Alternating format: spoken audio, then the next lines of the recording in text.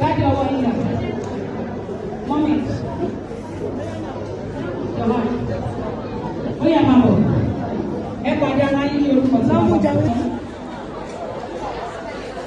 Mọ́mí, ṣé inú yín dùn láti fa Adéyọlá pọ̀ fún ọ̀rẹ́ bí àwòrán lẹ́yìn àbí fún ìwòsàn?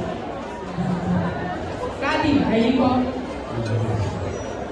Ó yẹ fa Adéyọlá pọ̀ fún gbogbo ẹbí àlùkò lẹ́yìn tí ọwọ́ ọ̀dùn wa. Àti ní ti ọmọ wa, àti ní ti ọlọ́rọ̀ ìgbàna. Àìjẹ lọ́pàá tó lápò fún ilé nítorí ló fún wọn lọ́wọ́. Ìlẹ̀ ní ìmọ̀ jì. Nígbà tó fọ́ òun nìkan ló wá akọ́bìnrin àbúrò fún. Akọ́bìnrin àbíyè fún. Ilé